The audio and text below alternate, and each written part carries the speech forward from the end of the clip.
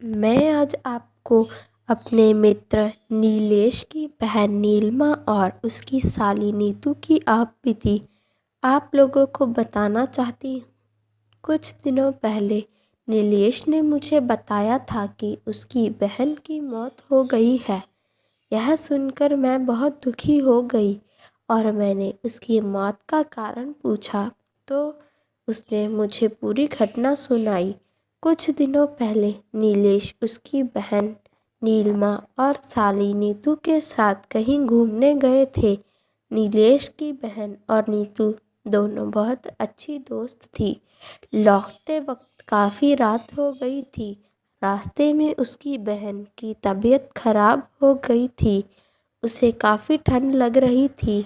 हमारा घर अभी 100 किलोमीटर दूर था और रास्ते में कोई भी रुकने की जगह नहीं मिल रही थी। थोड़ी देर के बाद हमें एक होटल दिखाई दी तो नीतू ने होटल में रुककर उसकी बहन को आराम देने को कहा।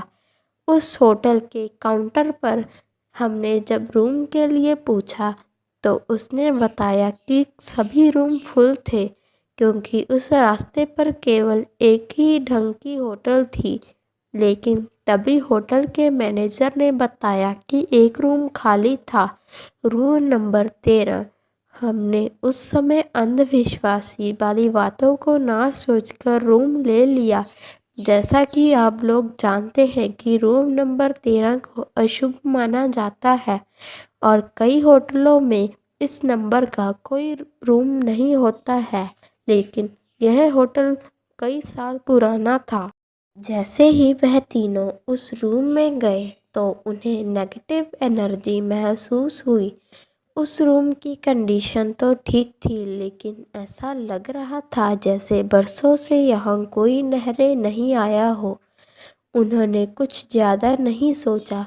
अब वो अपनी बहन नीलिमा के लिए काउंटर से पेन किलर लेने को गया।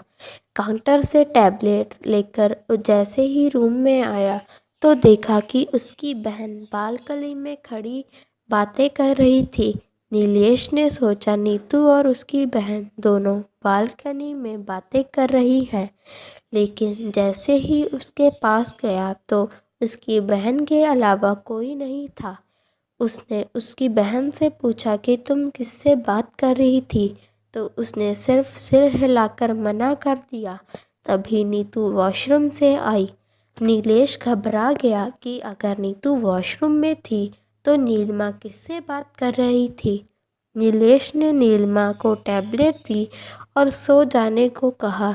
अब नीतू और नीलिमा दोनों बेड पर सो गए और नीलेश सोफे पर सो गया। सुबह जब क्लीनर कमरे की सफाई के लिए आया तो दरवाज़ा खुला था। अब वो जब अंदर आया तो कि कमरे में खून ही खून था और नीलिमा मर चुकी थी। क्लीनर जोर से चिल्लाया तो मेरी नींद खुल गई और देखा कि नीलिमा की मौत हो चुकी थी और नीतू बेहोश हो गई थी। नीलेश जोर जोर से रोने लगा और मैनेजर को बुलाया। मैनेजर ने तुरंत एम्बुलेंस को बुलाया और दोनों को हॉस्पिटल ले गए। नीलिमा तो मर चुकी थी लेकिन नीतू को थोड़ी देर में होश आ गया। जैसे ही नीतू को होश आया तो उसके पीछे उसकी बहन की आत्मा थी जो उससे बोल रही थी, तूने मुझे मार दिया। यह कहकर वो गायब हो गई। नीलिमा काफ़ी बुरी तरह से डर गई।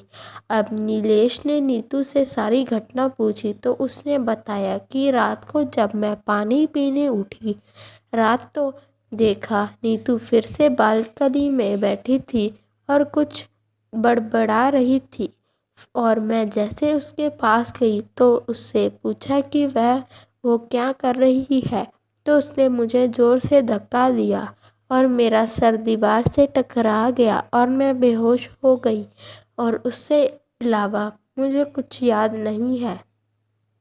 जैसे ही नीतू हॉस्पिटल से छूटी तो वो नीलेश के साथ जब होटल में गई और उसने काउंटर पर मैनेजर से बात करने को कहा तो उसने बताया कि आपकी घटना के दूसरे दिन मैनेजर की मौत हो गई थी। वो दोनों शॉक हो गए।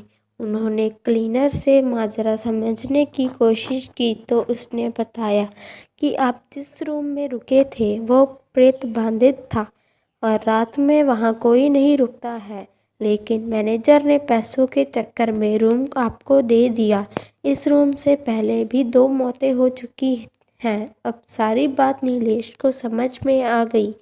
इस घटना के बाद नीलेश काफ़ी सदमे में चला गया और इसकी बात किसी होटल में नहीं रुका। तो मित्रों, आपके आगे ऐसे ही मेरे मामा के साथ बीती घटना के अगले अंश में सुनाऊंगी। धन्यवाद।